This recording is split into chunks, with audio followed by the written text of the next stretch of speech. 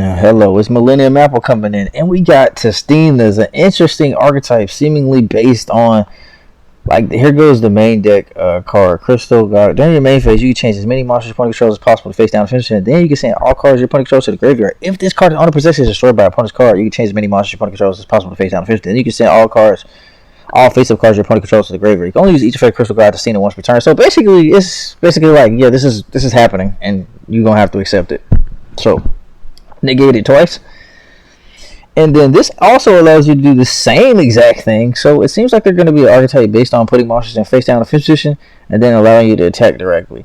But as of right now, they can kind of be used as an engine. Hound of Tistina, if this card's in your graveyard, control white Tistina monster. This card can be special from the hand or the graveyard if you got a light Tistina monster on the field. So the Tistina monsters you control can attack your directly while your opponent controls a face down defense position monster.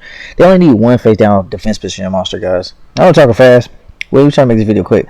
And the same thing with this card, it can target the Tistina monster you control, one face down control, destroy it, then you add one Tistina card from your deck to your hand. You can only use each effective Sentinel of Tistina once per turn. Now don't talk about the engine that I'm playing, or please. We really just didn't want them. I've already heard some engine ideas, and I'm cool with that. I've heard some good ideas, but I wanted to try something different. And the Dark Witch, I mean, she can send these guys to the graveyard, really get them in the graveyard, so you can bring them back. Cards like Monster Born back to the front, which I'm not playing anymore. But you can't bring her back to the graveyard. But Crystal God Tistina is one of those cards, like maybe you should play 3 of it. You should definitely play more than 1. It's easy to normal summon this thing, easy to tribute summon, so maybe play 2. Maybe only play 1, but for some people, but you play 2 because you don't want to just bring it back from the graveyard. You need this thing like all the time. It's like the main card, main heart and soul of the deck. It's kind of like Ice Jades, but no fucking way to get a floodgate. So, hey guys, and we got 2 Raigekis because you put your opponent's monster face down right now and have no way to take advantage of it. So 2 Raigekis, 3 Dark Ruler, no part of your drivers, Super Polys, 3 Super Polys. Going second has been tough. I've run against some crazy decks. And Village is there because this could be something else like back to the front, but this is really like for going first. You set up the tainted card. You have plenty of ways to get to her pretty fast. So you're in the breadth of the Tistina. They have 9 search cards, so we can go into some of the replays, and y'all gonna see what I'm talking about. Like they're just a cool deck based off of like kind of like with God, like these demigods and these god cards. They're pretty straightforward. They have like a cool little theme to them, which is putting monsters face down defense position. So like let me see. Let's see what happens. I might lose some of these games, but it's all good, guys. Because it's Tistinas, man, and I'm not playing anything broken in them. Couple of things about Tistinas, you can trigger your own cards, face down cards, or whatever you have that gets destroyed. So yes, you can indeed trigger your cards. And I'm going up against for hires. This guy seemingly, I think he wanted to really taunt me though. It looks like he really just had the game, but he really just wanted to taunt your boy. It don't matter. If you hear, you like the channel. If you don't, then you know what time it is. But look, hey, bro. So he activates Kyoto Waterfront, getting his Kaiju, and he's got Fogo just for hire, man. We know this thing is automatic. If this opponent controls drop out a card, if you draw 1 card, then if you control 3 or more, remember, they draw 2 additional cards. You draw up to 3 cards this thing. Is this insane? This card's insane, and my hand wasn't looking any good. And this is the first draft run of the deck, where I'm running Ascended to protect Crystal God from getting impermanence on your opponent's turn, because you really don't have anything else. It's like one of your main interruptions, although you can put up multiple interruptions, but hey, here you go. So the deck can easily go second, though. And as you can see, the final build is looking pretty decent. And that's almost like pure, you might as well say, with the Tainted cards. They're both newer support, so they're coming around at the same time. Lore is separated from the Tistina cards. We have no really information on lore with the Tistina cards. There seems to be some kind of crystal, god deck, obviously, but we don't have any information on the lore. It's like, I don't really have any information. I don't really know how to look at lore, so it looks like maybe Divine Domain is like where it originated from or something like that, where the crystal started growing. So anyway, not too much info on these guys and knowing what they're really like, what they're really all about. We just know they're godlike. So I get my search on.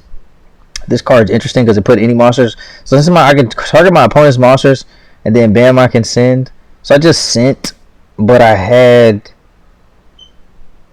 no way to really deal with them at the time. But they just was able to get some monsters going. But I was like trying to negate this. There can be only 1 card, but they were trying to lock me out of playing the game, but they had their spell and trap card negate. I'm like, dang, for hires are pretty good, man. They got a spell and trap card negate too. This guy really could have played way better and won. Wow. So here we go, man. We hit that. Can activate this effect. I can't even do anything because he still has that card on the field. He decides to do that. I'm like, okay, you can ram. So he summons that. He decides to give me a kaiju. I'm like, okay, I don't care. Get rid of my field spell. Bam, set this face down. Summons Mad Flame Kaiju. I'm like, okay, I'll negate that. Then, guess what happens out of that? Scoopage! It's like, well, that's fine. So, another deck, another dollar. Okay. Okay, so now we go part of extravagance, which is pretty good. I mean, I know this can get ass blossomed, but really, it's pretty decent. But I did not know that you can't actually use the trap card if Tainted is face down. I don't know why you can't. I thought it would still actually count the name. So, I didn't know that it didn't. Because I thought it would still know that this is DL Bellstar face down. Just kind of like how Fallen of Albaz still knows it's face down for a card like the Fusion card. When you go for summoning the dragon that, you know, you do fusion summons for dragons. Doesn't even require polymerization. That dragon, I can't remember the name of it right now, but you don't even have to have that card face up on the field to fusion summon. So I thought this worked in the same way. So I was pretty sure I could do that, and maybe it's a bug. So somebody let me know, man. Comment, like, and subscribe, man, because it's pretty spicy. The deck does need something that it could put face down and seemingly flip face up as well. That'd be nice. There's a lot of different archetypes that you can play this in. I just went for something a little bit more like capable of dealing with meta. So right now, I mean, there's some other archetypes they might play a little better, but this is just like pretty much just like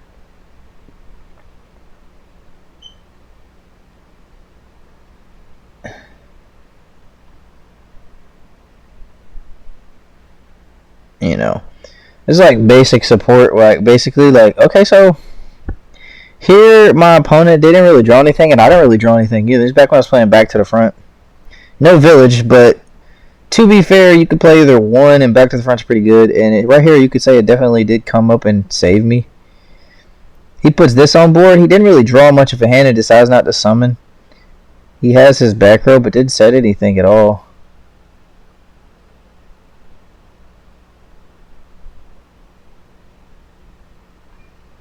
I don't see why he didn't do that, even if his monster did get destroyed. So, end up popping my card, putting this face down, and going to get the Crystal God, summoning this, and then summoning the Crystal God, getting Hound back from the graveyard, and getting this back from the graveyard. But decided just to say, hey, you know what, I'm just going to go for my big Exceed monster. He had no hand traps and attack directly for game. GG's. Okay. And we got them versus Six Samurai. And now, to be fair, the deck's pretty much in a fair space right here.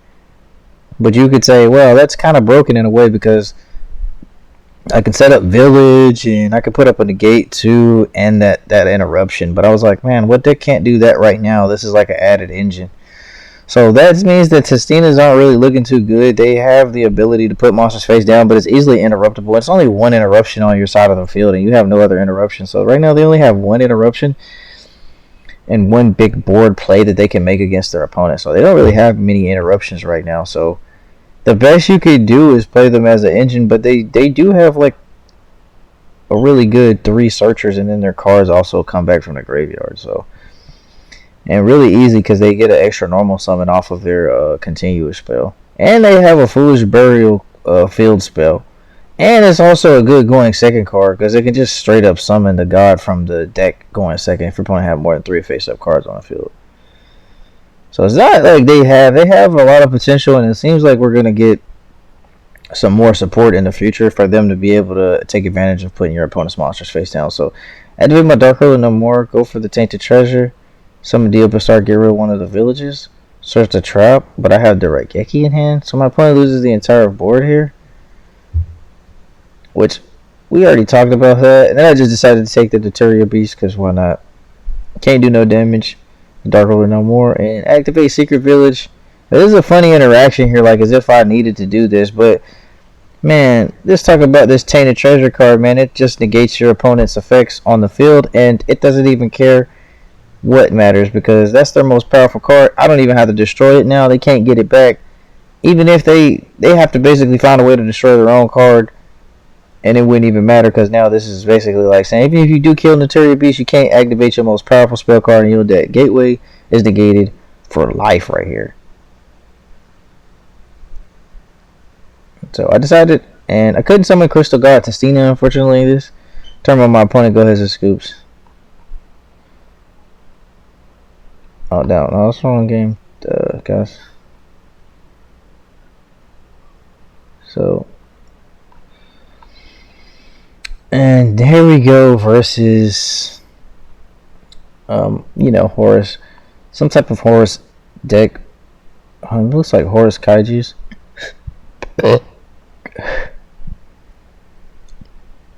So doing a standard play, open up Tistina, special summon search. Put this face down, search.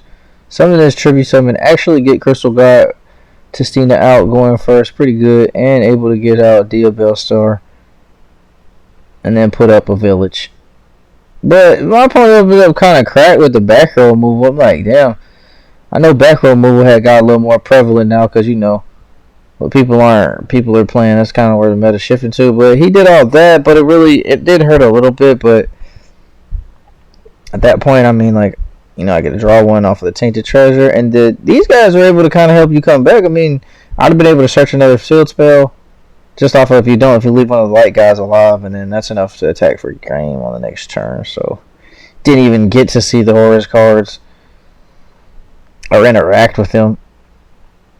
So that is Tistina's, man. You get to see how they really how they play versus how they really get to play against like some other decks, but it kind of is interesting. They do have a capability to activate like super polys and Dark Ruler no mores and permanents. You can play the other cards, really just be like, I kind of made it a mixture, going first, going second deck. It can put up some strong things like Secret Village of the Spellcaster, at least in an Omni negate for you, and at least an interruption. So at least at the very least, you could at least in certain situations break boards and set up a decent board, but not the best. So right now, Tistina's as a standalone deck are kind of like not so great. This is kind of like the closest thing to a standalone deck, because Dia Bellstar, to be honest with you, is like a standalone type of engine card, which has like its own engine cards, but they don't have too many monsters right now. So it looks pretty good, man. Overall, you don't get a lot, but you get it's a strong effect. It's a strong effect for what it is. And sometimes it can completely clean opponents' boards. And as far as like their face-up continuous cards or field spells, it continues like floodgates and stuff like that. And link monsters, it can easily clean up those link monsters and those continuous cards and those floodgates, man. It can clean up those cards relatively easily. But the thing is, there's no way to capitalize on your opponent's face-down cards outside of playing a Raigeki, and you need like a rank 10 like Crystal God monster, so you can like be able to do stuff to your opponent. You need like a rank 10 Crystal God. I mean, it's the best way to do it. Give us a rank 10 Crystal God that counts as Crystal God Tistina and can summon the other ones back and stuff like that. And I don't like how Demigod of the Tistina, it can only be activated if you use its effects as special summon. So I mean, if you summon it back from anywhere else, and they have no rebirth card either. Something that they need a rebirth card, and they need something to take advantage of putting their monsters face down, which is something that they would have to have that can actually give them a plus. Because these guys have no protection, and they have no protection at all, and then besides themselves, they can kind of get destroyed, and then they get a search. I'm like, it's not very much. So maybe that was supposed to be the idea, but this Tistina card seemed like, okay, come back, attack directly, put all your opponent's monster stuff face down, but there's nothing to power us up to really go for game. So at the moment, everything is really fair. So besides having an XYZ or getting a card that can double their attack points or boost their attack points some type of way off of maybe their star level by, so many points, or combine the original attack of all of the Tistina monsters. That'd be really nice too. But for the most part, the deck is looking good, because at least we have started off with, a good 6 starters, and then we have a foolish burial in divine domain, Batistina. Oh man, butchered that. I already know. So given the fact that you have all of this, it's in the same situation as like Mementos, where they very much started out strong, but Mementos started out even stronger because they already have a negate 5 trap card and an interruption trap card, and can start off their combo very easily. Whereas like this deck is very much like pretty hard to get anything started. But a lot of these decks seemingly have like a lot of destruction capabilities, and this card targets, so it doesn't actually do that. This card can destroy your cards, and can destroy cards like Unchained, so maybe even an Unchained engine. There's a lot of different ways you can play it, but that's it, man. So comment, like, subscribe, and tell me what kind of engine you'd want to play with Tistinas, because this is a very interesting deck. I mean, they're supposed to be able to flip all monsters face down. It's kind of like Daruma Cannon, but an even more powerful version of Daruma Cannon. So it's kind of like just slap all monsters. And we know you had Swords of Concealing Light as well. So it's very cool card for a lot of the old school players that know about like Swords of Concealing Light and stuff like that. Because you can just slap everything face down, and then anything that's left on the field is not even destroyed, but sent to the graveyard. This card also sends, but it only sends monsters. This thing sends everything. It would have been cool if we've had a really decent way to take advantage of face down monsters outside of Ultimate Conductor Tyranno.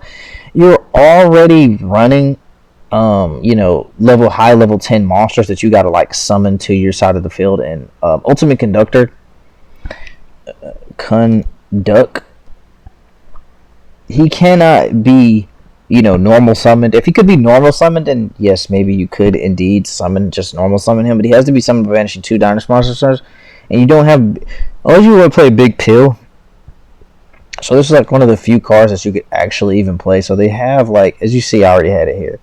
Like, there's a few cards that you can play, but this is one of the few ones I have to see. So there's definitely some other cards. There's even potentially Demise Supreme King, but then now you're blowing up the rest of your cards on your side of the field, so you don't want that. You just want to just board wipe. Ultimate Conductor Tyranno, seemingly the best one, but guys, have a very, very great rest of your day, and I'm out, man.